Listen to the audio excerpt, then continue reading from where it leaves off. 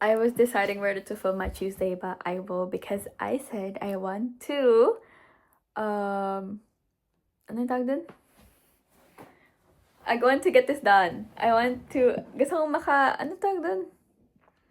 Makahabol? It's like a Jew. Anyway, Tuesday. Tuesday, I went to my phototherapy sa derma.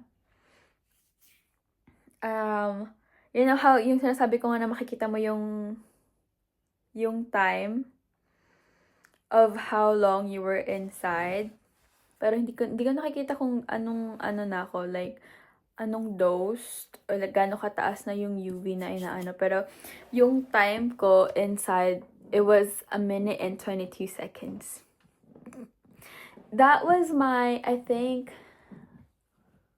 15 or like 13th session. I'm almost halfway there. I did that. I did put a sunscreen on my face because I don't think if I said this somewhere in my log, but there was one time na I burnt this part of my face really bad.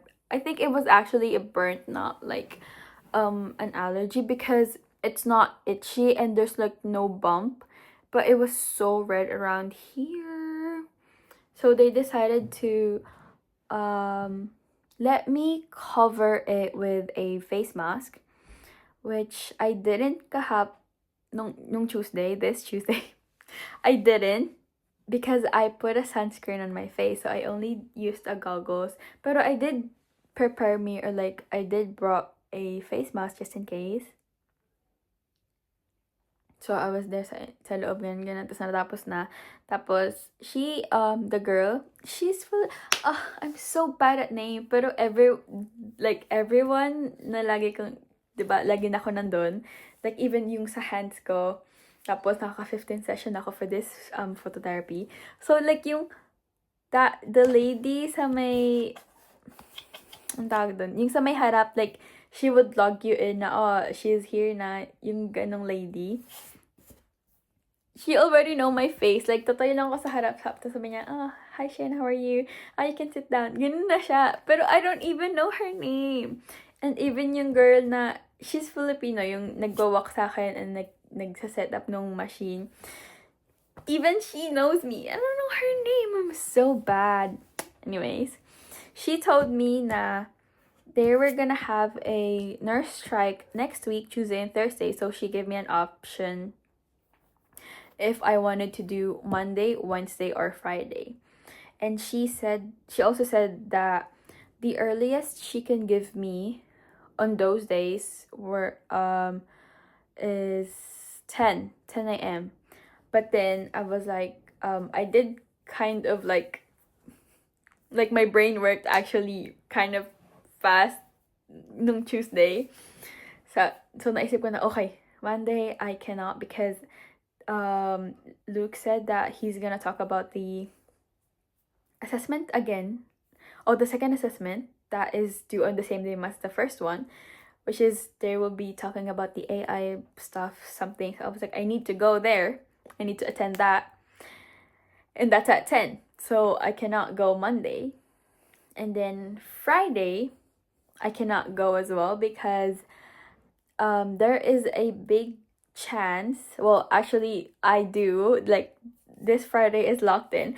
I have a test for organic. I have a test for organic, so I cannot attend on Friday as well. So I was like, maybe since John said that he announced it on Canvas, like Letitia showed me and them, like the girls showed us that John posts an announcement saying that the tests might be or is likely to be on Thursday. So I was like, okay, surely we won't have the test on Wednesday. So I was like, I can only do Wednesday, I said to the girl, and she was like, okay, that's good. That's better than not going at all this whole week. So I was like, okay. So that's what happened. I left. I went straight to AUT because I've already decided nung Monday pa lang na I will study Tuesday. So I did. I went sa AUT South. I got there ng 9:30. Ang tawag doon? Nag-read ako ng chapter, yung sa may 1-year Bible ko, and I did some, I wouldn't call it a devotion, but I did, like, I have this one verse, tapos nagsulat ako sa notebook. I did that. So, I got out of my car ng 10 na. Tapos, I got to yung usual place ko doon sa may long table. Pero I was, you know how, like, this is where I usually sit. Tapos, meron pa dito. Nandito ako, since this is full, but not really full, pero merong mga tao sa kada table. So, I was like, I stayed here.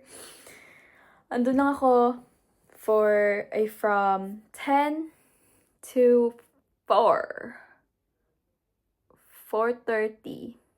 Yeah, 4:30. Andun ako from 10 to 4:30. I said I will watch my organic lectures na I missed, pero I didn't. But I did finish 2 of my topics, just writing down the notes. Wala naman talaga ako naintindihan. I only did that while watching random stuffs sa laptop ko. I didn't really use my laptop to study. I only used my iPad. Like, OneNote, I'm taking down notes here, tapos nandito lang yung slides. Yun lang ginagawa ko. Tapos sa laptop ko, I was either playing music sa Spotify or watching Among Us, Fuslier Valkyrie, or I was watching Toss. That's just my routine. And it was around 11 or like 10:40 when I felt really hungry, so I decided na I'll eat early. And I did bring me a food. So I hit it up, since you know how yung rice ko nga is like frozen. I hit it up. I have the giniling from nung Sunday from church, and this pork rib na nabili nila sa Gilmore's, I think. I had that. I was like, suddenly, I don't usually, hindi ko usually nagka-crave for like a fizzy drink. Pero, nung Tuesday, I was like, I really wanted a fizzy drink. I wanted so bad. So I decided to grab me, I wanted a Sprite, but they didn't have a Zero Sprite. So I just went for the Pepsi Zero Max. Like the big can, like 440 ml. I had that. I finished it. And I finished that whole thing. And I only had 1 bottle of water. Hindi ko na-refill. So bad. Tapos, yun nga. I was just doing that. Around 4:30, I decided to leave. I was gonna go ng 4. Pero sabi ko, I feel like 4 is too early. So I was like, 4:30. I left ng 4:30. Got to my car. I decided to go for a walk. Which at first, well, kasi diba, so I know it's gonna be traffic. So I opened my maps, searched botanical garden, picked a route which way to go. They they put me on, you know how ito yung readout, tas may mga road dito. Like, I would usually go sa readout, diba, pa uwi. And I know how traffic it is sa daan na yun. And like, usually mga tao dumadaan here to either go same way or like sa kabila is like sobrang tagal naghihintay doon. I was like, nung na-realize ko na doon ako dadalhin, I was like, okay, oh my gosh, I'll just go home. Hindi na ako kasi dito ko sa kabila papadaanin papunta sa may motorway. So I was like, okay, dito na ako. Pero nung nakita ko na hindi rin sila pinapadaan, so I was like, okay, maybe they will give me a way since I will go the other way. So I decided na, okay, I'll turn here. And they did! As soon as I nung nag-stop ako dito sa dulo, And no one's coming sa no, diba? Pag ganito nga. So, no one's coming sa dito. And they gave me away. I was like, oh my gosh, thank you so much. So, I did go. And, boom! Pagdating ko sa may, di ba? So, papunta na ng motorway. Pagka-turn ko ng ganito sa motorway, paka-traffic! It says on the map, like, my ETA was 5:10. 5:09. I was like, nung oh my gosh. Ang, like, 5 minutes kaming nandoon na, kasi may stoplight and like, may stoplight. So, ang tagal. It was 5 minutes ako nandun. I was like playing music, vibing. Ayoko ma-board. Tapos pagka lagpas ko na ng stoplight, it wasn't that traffic. Well, I guess kasi Hill Road ako mag-exit, which is like the next exit na. Pero, bro, what was the traffic light for? But anyways, I got sa garden ng 5:15. And, you know how usually I would go for a walk, tapos iwan ko na yung bag ko. Pero na-realize ko na pag nag-walk ako sa city, diba, I usually have my bag sa akin, and like, mag-walk ako for 15 minutes. And, bro, I was like, okay, I'll bring my bag and it'll serve as a weight while I walk. And it would burn more calories even though I'm just walking because I have weight on me. I was like, okay, I'll bring my bag. So I did. And I even put on yung puffer jacket ko na black to add up para mas magpawisan ako. I did that. And put yung bag ko with my laptop and my iPad. Tapos, yun na. Nag-start ako maglakad ng 5:17. I was just circling yung sa may dog park, and then pumunta ako sa kabila, tapos bumalik lang ako sa may dog park. Tapos, nung nakita ko na, it's 5:53. So, 5:53 nung after kong mag-circle sa may dog park. So, sabi ko, okay, last na to. And then, I'll go back sa may dung pinakadulong way. Oh, wait, no. Since doon ako sa may pinakadulong way nag-enter, dito ako sa kabilang mag-exit. So, I did that. And the sun was so pretty. Like, the sky was so pretty. It's like pink, purple, blue. It was so nice. And like, so, like, peaceful. Kasi, wala rin masyadong tao. Though, ang daming malalaking aso. Pero it was like pretty quiet. And it's not that scary. I was just walking. And I got to my car it was 6 na din. So, I walked pretty, like, long. Like, 40-50 minutes. I was like, that's not bad. And I was so tired. Like, naramdaman ko yung pagod ko after kong tanggalin yung bag ko and like, hinubad ko yung jacket. I was like, oh my gosh, like, sobrang pawis ako. And I don't have water because when I was about to refill it to my school, the tap water was broken. So I was like, ugh. So, wala kang water. I was like, Anyways, I left the gardens na.